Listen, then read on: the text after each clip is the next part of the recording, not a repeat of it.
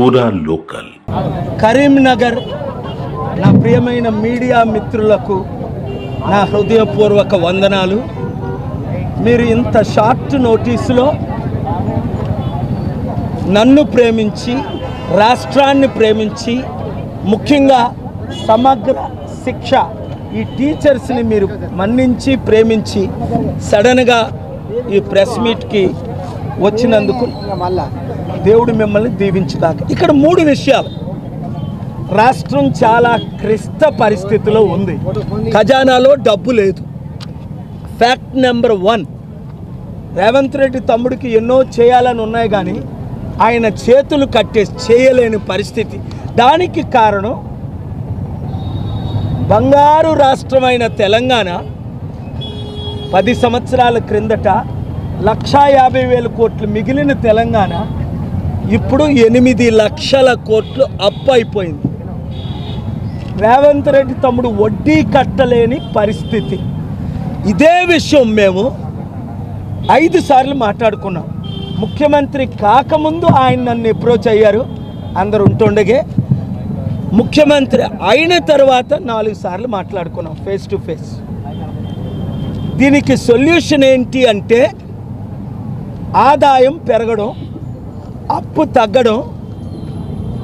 ఈ సమగ్ర శిక్ష టీచర్స్ 19,360 మందికి పెర్మనెంట్ చేయాలి అంటే, రెగ్యులరైజ్ చేయాలంటే ఆయన దగ్గర ఆదాయం లేదు. సో నేనేంటి, ఎప్పుడు ప్రాబ్లమ్ని సాల్వ్ చేసే వ్యక్తిని నేను. ప్రపంచంలో ఉన్న సమస్యలు, అనేకమైన సమస్యలు నేను సాల్వ్ చేశాను. రేవంత్ రెడ్డి తమ్ముడు మాటిచ్చి ఒక మంచి సమిట్ పెడదాం, తద్వారా 100 కంపెనీలు వస్తాయి, తద్వారా లక్షల కోట్లు వస్తుంది, తద్వారా నిరుద్యోగులకు ఉద్యోగాలు వస్తాయి, రైతులకు రైతు బంధు, ఇవన్నీ చేద్దామని 13 నెలల నుంచి మేము మాట్లాడుకుంటున్నాం. కానీ ఢిల్లీలో ఒక అధిష్టానం కూర్చుందట. ఆ ఢిల్లీ అధిష్టానం ఈయనకి పర్మిషన్ ఇవ్వలేదట. అందుకని రేపు రాత్రి నేను ఇతర పనులతో పాటు ఆ అధిష్టానాన్ని ఒప్పించడానికి నేను ఢిల్లీ కూడా వెళ్తున్నాను. ఈరోజు ఉదయం, నిన్న చాలా పెద్ద ఆయన ఢిల్లీ నేత, కాంగ్రెస్ పార్టీ పెద్దలు, నా శిష్యులు పిలిచారు. వాళ్ళు కూడా కలవడానికి నేను వెళ్తున్నాను. ఫస్ట్ పాయింట్, ఒకవేళ ఢిల్లీ అధిష్టానం సమగ్ర శిక్ష ఈ 19,360 మందికి న్యాయము చేయకుండా వాళ్ళను ఉద్యోగాలు పీకేస్తాం, తీసేస్తామంటే నేను ఇచ్చిన వాగ్దానం ఏంటంటే కాంగ్రెస్ పార్టీని ఇంకా దేశంలో లేకుండా భూస్థాపితం చేసేస్తాం. ఎందుకు అంటే ప్రజలు ఓట్లేయబట్టే మీరు అధికారంలో ఉన్నారు. మేము మద్దతు ఇవ్వబట్టే తెలంగాణలో కాంగ్రెస్ అధికారంలోకి వచ్చింది. మరలా కేసీఆర్ పాలన అవసరం లేదు. ఇక్కడ అయిపోయింది. కేసీఆర్ గారికి 10 సంవత్సరాలు తెలంగాణ ప్రజలు అవకాశం ఇచ్చారు. ధనమైన రాష్ట్రం దరిద్ర రాష్ట్రం అయిపోయింది. లక్షల కోట్లు అప్పు అయిపోయింది. ఇప్పుడు రేవంత్ రెడ్డి వచ్చి ఇంకా 1,30,000 కోట్లు అప్పు పెరిగింది. ఆయన ఎంతకాలం ఆయన ముఖ్యమంత్రిగా ఉంటే అంత రాష్ట్రం పూర్తిగా అప్పుల పాలైపోతుంది. కనుక ఒకటే ఒక సొల్యూషను, రేవంత్ రెడ్డి తమ్ముడు అధిష్టానంనైనా ఒప్పించాలా, అధిష్టానం రేవంత్ రెడ్డి తమ్ముడితో చెప్పి మన సమ్మిట్ పెట్టినందువలన అందరికీ తెలిసిన సత్యం, 100 కంపెనీలు హైదరాబాద్ తీసుకొచ్చారు, బెంగళూరు తీసుకొచ్చారు. అప్పుడు చంద్రబాబు నాయుడు గారు, రాజశేఖర రెడ్డి గారు, కేసీఆర్ గారు ఎమ్మెల్యేలు మాత్రం. సో ఆదాయం పెరగాల. మీడియా మిత్రులు మీరు బాగా గమనించండి, ఆదాయం పెరగాలి, అప్పులు తీరాలి, అభివృద్ధి జరగాలి, నిరుద్యోగ సమస్య నిర్మూలన అవ్వాలి. ఉద్యోగస్తులకు టైంకు జీతాలు రావాలి. ఇస్తున్న జీతాలు సరిపోలేదు కనుక కనీసం 10 నుంచి 20%, 25% పెరగాలి. ఇవన్నీ జరగాలి అంటే కేవలం డబ్బు తెచ్చే సత్తా నా ఒక్కడికుందని ప్రధానమంత్రి మోదీ గారికి తెలియబట్టే ఈరోజు నన్ను వాడుకుంటున్నాను. మరి రాష్ట్రంలో ఉన్న ముఖ్యమంత్రి ఎందుకు వాడుకోకూడదు? ఇది మన ప్రశ్న. మీ అందరికీ నేను ఇచ్చే సలహా ఏంటంటే రాబోయే సర్పంచ్ల ఎలక్షన్లో ఈ నెంబర్ మీరు మర్చిపోకుండా మీ మీడియా ద్వారా మీరు పబ్లిష్ చేయండి. 69441275. టీచర్స్ సర్పంచ్లుగా నిలబడండి. 10th పాస్ అయిన వారు ప్రతి ఒక్కరూ సర్పంచ్గా నిలబడడానికి అర్హులే. మీ పేరు, మీ అడ్రస్ పంపించండి. వెంటనే మేము మీకు రెస్పాండ్ అవుతాం.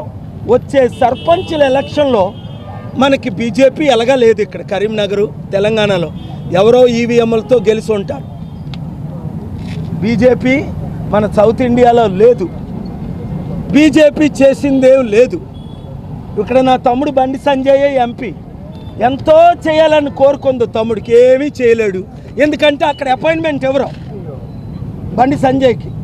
పేరుకే deputy home minister Amit Shah నా మిత్రుడే కదా. నేను వెళ్తే గంటలు నిలబడి మాట్లాడతాను. ఈయన వెళ్తే 5 నిమిషాలు అపాయింట్మెంట్ ఇవ్వడు.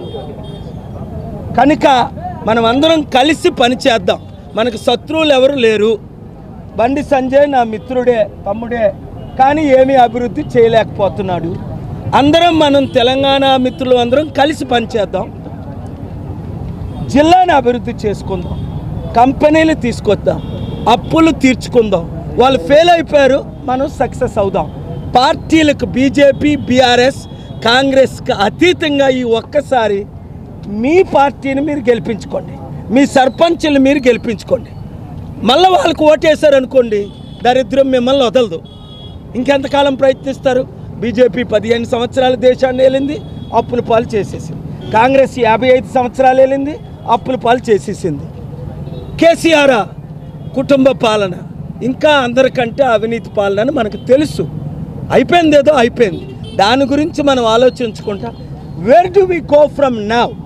Wear do we take Karimnagar, Telangana, Telugu states ahead of us to show the power of Telugu people, our unity, togetherness, we can work together. Thank you very much.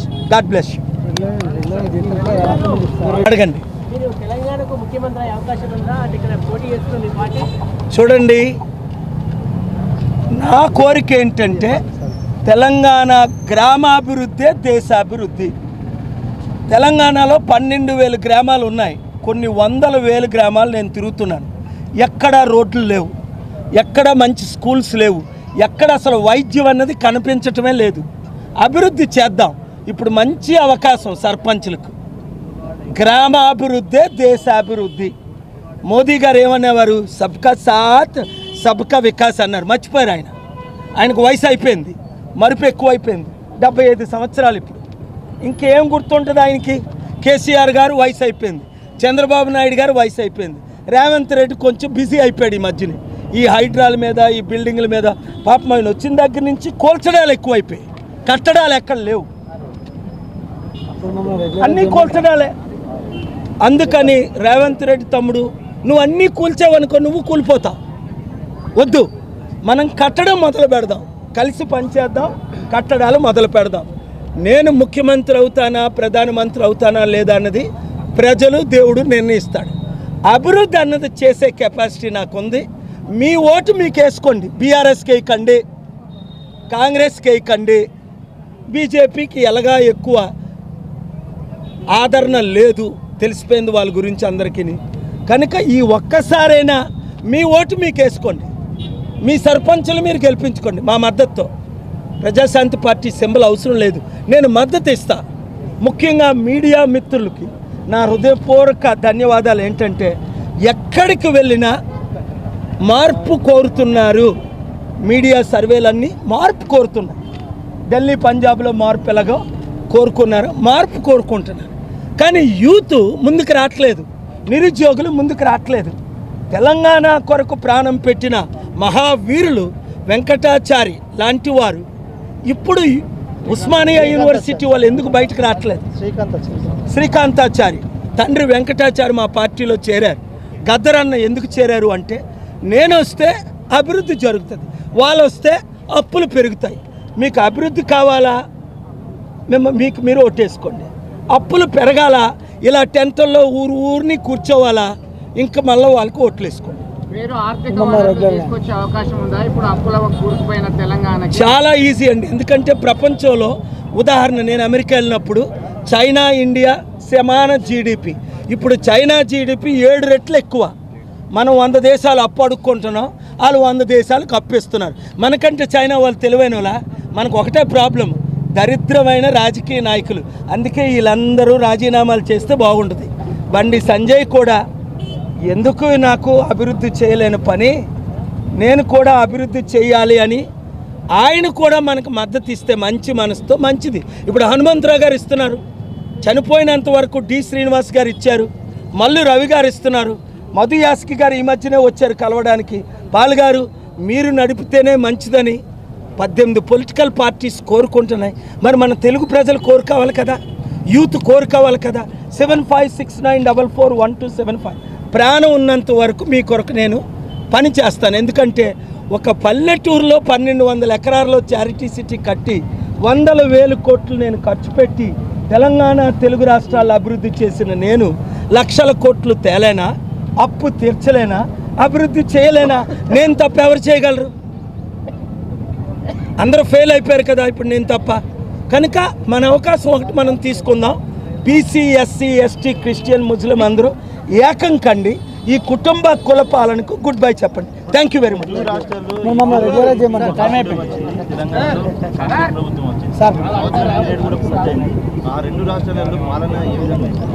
చాలా దరిద్రంగా ఉంది. ఇంక మీరు అనవసరంగా తమ్ముడు రేవంత్ రెడ్డిని నన్ను ఎందుకు తిట్టిస్తారు? ఆయన చాలా కష్టాల్లో ఉన్నాడు, ఆయనకి నిద్రే లేదు. ఆయన టచ్ చేసి ప్రేయర్ చేయాలని ఉంటుంది నాకు. డిప్రెషన్ అయిపోయింది. అప్పులు దొరకట్లేదు చేయాలన్నా. సెంట్రల్ గవర్నమెంట్లో అక్కడ బానిసు. ఇప్పుడు చంద్రబాబు నాయుడు, పవన్ కళ్యాణ్ టోటల్ ఫెయిల్ అయిపోయారు. నాకు ముందే తెలుసు, వాళ్ళకి అన్నీ తెలుసుండే మోసం చేశారు. టోటల్ ఫెయిల్ అయిపోవడమా? నెలకి 12,000 కోట్ల అప్పు ఇచ్చినోడు లేడు. ఇవన్నీ డిస్ట్రాక్ట్ చేయడానికి లడ్డూ వివాదం ఒకరోజు తీసుకొస్తాడు పవన్ కళ్యాణ్. ఏదో వాడు తేవాలి కదా. హిందూ ముస్లిం అంటాడు, ఏమనంటే సనాతన ధర్మం అంటాడు. ఉన్న క్రిస్టియన్ భార్య పాపం ఎంత బాధపడుతుందో ఆవిడ. ఆయన పెళ్లి చేసుకొని క్రిస్టియన్ అయ్యి క్రిస్టియన్ అమ్మాయిని పెళ్లి చేసుకున్నాడు. ఇప్పుడు సనాతన ధర్మం అంటున్నాడు. ఇప్పుడు ఉన్న భార్యను వదిలేస్తావా, ఉంచుతావా? తప్పు కదా. మతాల్లో చిచ్చు పెట్టొద్దు. ఆవిడ మంచి ఆవిడని విన్నాను, ఆవిడ నువ్వు బాగా చూసుకో. మళ్ళీ ఇప్పుడు సనాతన ధర్మం అనొద్దు. అన్ని ధర్మాలు అందరినీ గౌరవిద్దాం. నువ్వు ఫెయిల్ అయిపోయావు కనుక ఈ ధర్మం ఆ ధర్మం అంటావు. టోటల్ ఆంధ్రప్రదేశ్ టోటల్ ఫెయిల్ అయిపోయింది, తెలంగాణ టోటల్ ఫెయిల్ అయిపోయింది. కనుక మంచి చేయడానికి నేను వచ్చానని వాళ్ళందరికీ తెలుసు. సార్ ఈ ఉద్యోగులు రెగ్యులర్ చేయమని చెప్పండి, రెగ్యులర్ చేయమని చెప్పండి. ఆల్రెడీ రెగ్యులర్ చేయమని చాలా సార్లు రెగ్యులర్ ముద్దుగా మాట్లాడు. రెగ్యులరైజ్ చేయకపోతే మనల్ని మనమే చేసుకుంటాం. అది రేవంత్ రెడ్డి తమ్ముడు సంతకం ఎప్పుడు పెట్టాలని చూస్తున్నాడు. మళ్ళా మీరు మాటికి ఆయన ఇబ్బంది ఎందుకు పెడతారు? రేవంత్ రెడ్డి తమ్ముడు మీకు రెగ్యులరైజ్ చేయకపోతే, ఒకవేళ మిమ్మల్ని సస్పెండ్ చేస్తే, రేవంత్ రెడ్డి తమ్ముడిని మనం సర్పంచుల ఎలక్షన్ తర్వాత సస్పెండ్ చేసి మంచి ముఖ్యమంత్రిని పెట్టుకొని సంతకం పెట్టుకుందాం. అది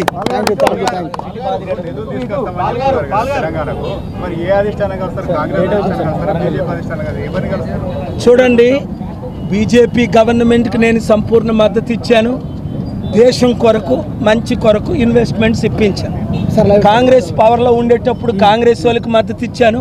మొన్న ఏప్రిల్ మే ఎలక్షన్లో ఇదే వరంగల్ నుండి బాబు మోహన్ గారు నా తరపుని పోటీ చేస్తానని ప్రజాశాంతి పార్టీ తరపుని ఐఏఎస్ ఐపీఎస్లు బాబు మోహన్ గారు ముందుకొచ్చిన వద్దు తమ్ముడు రేవంత్ రెడ్డి మద్దతు అడిగాడని మేము పోటీ చేయకుండా మద్దతు ఇచ్చాం. కానీ ఆయన మంచి చేయాలని ఉంది రేవంత్ రెడ్డి తమ్ముడికి, నాకు తెలుసు. మంచి అంటే ఏంటి, సమిట్ పెట్టాలని ఉంది. పెట్టకుండా చేతులు కాలు కట్టేశారని అధిష్టానంలో ఒక ఆయన నాకు చెప్పారు. ఇంకెందుకు ముసుగులో గుద్దులాట, డైరెక్ట్గా వాళ్ళతోనే మాట్లాడుకుందాం. ఇక్కడ రేవంత్ రెడ్డి డ్రామా ఆడుతున్నాడా, అక్కడ కాంగ్రెస్ వాళ్ళకి బాగా అలవాటు డ్రామాలు ఆడడం. వాళ్ళు అక్కడ డ్రామాలు ఆడుతున్నారా, ఏదో ఒకటి తేల్చుకుందామని రేపు రాత్రి నేను ఢిల్లీ వెళ్తున్నాను. ఈ కేసులన్నీ ఉంటాయండి. అవినీతి చేసిన వాళ్ళ మీద కేసులు పెట్టకపోతే ఏం పెడతారు? భారతరత్నలు ఇస్తారా? బీజేపీ వాళ్ళు ఇస్తారు కొంతమందికి. అప్పుడు చిరంజీవికి ఏదో భూషణం ఏదో ఇచ్చాడు కదా కాంగ్రెస్లో విలీనం చేసినందుకు, పద్మభూషణం. మీరు కూడా ప్యాకేజ్ స్టార్లా మారిపోతే మీకు భూషణాలు ఇస్తారు. పవన్ కళ్యాణ్కి బీజేపీ వాళ్ళు ఇచ్చారు, అప్పుడు కాంగ్రెస్ వాళ్ళకి చిరంజీవి వాళ్ళు ఇచ్చారు. ఇలాగ ఈ భూషణాలకి, ఈ ప్యాకేజీలకి, ఈ డబ్బులకి, ఈ పదవులకు అమ్ముడుపోయిన గ్యాంగులు వేరేగా ఉన్నారు. మనకు అదొద్దు. ఇప్పుడు సిరిమలకు కూడా ఏదో ఇవ్వబోతున్నారు. సో నువ్వు పార్టీలు క్లోజ్ చేసి ఇస్తే ఏమైనా ఇస్తారు. మనం అలా చెయ్యం. బీసీ, ఎస్సీ, ఎస్టీ, క్రిస్టియన్, ముస్లిం బడుగు బలహీన వర్గాల ఏకైక పార్టీ. ఇప్పుడు వరకు 3 కులాలే ఏలారు. కులాలకు అతీతంగా ఆర్టికల్ 14 అంబేద్కర్ ఇచ్చిన కాన్స్టిట్యూషన్, ఈక్వాలిటీ ఆర్టికల్ 14. 60% ఉన్న బీసీలు ఒకరు కూడా ముఖ్యమంత్రి ఎందుకు చేయలేదు కాంగ్రెస్ పార్టీ? కేసీఆర్ దళితుని ముఖ్యమంత్రి చేస్తానని ఎందుకు చేయలేదు? ఆ దొంగల మాటలు మీరు ఇంకా నమ్మితే దొంగలు నమ్ముతారు. మంచోళ్ళు మాత్రం ఎవరి ఓట్లు వాళ్ళకి వేసుకుంటారు. మీరు పార్టీ అందరికి మద్దతు ఇస్తుకుంటూ పోతున్నారు కదా, మీరు మీ సొంతంగా పోటీ చేయాలి. ఇప్పుడు మరి మిమ్మల్నే కదా సర్పంచ్గా నిలబడమని కోరడానికి వచ్చాను. వాళ్ళకొద్దు, మీరు నమ్మారు, నేను నమ్మాను, అందరూ నమ్మాం, మునిగిపోయాం. ఇప్పుడు మీ ఓట్లు మీకు వేసుకోండి. ఇప్పటికైనా మనోనేత్రాలు తెరవండి. అరే కేసీఆర్ గారే బాగా చేసేవారు. అరే 7 లక్షల కోట్లు అప్పు చేసి 7,000 కోట్లు 10,000 కోట్లు రైతు బంధు ఇచ్చారు. అది బాగా చేయడమా? అప్పేమో కోట్లు ఇచ్చారు, ఆస్తేమో లక్షల వేలు పెట్టారు. అది బాగు చేయడం కాదు. అప్పు ఉన్నది తీర్చి అభివృద్ధి చేసినోడే హీరో. అది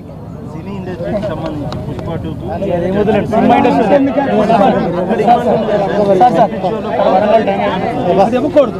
నేను ఎప్పుడో చెప్పాను, ఈ బెనిఫిట్ షోలు ఇవన్నీ వీళ్ళందరూ ఒకటేని, వాళ్ళందరూ తోడు దొంగలు.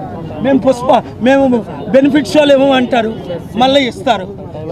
100 రూపాయల టికెట్ 7,000, 3,000, 5,000 చేయమంటారు, చేస్తారు. వాళ్ళ డబ్బాలకి అందిపోయింది అనుకోండి, వాళ్ళ ట్యాక్స్ అన్నీ మార్చేస్తారు. Thank you.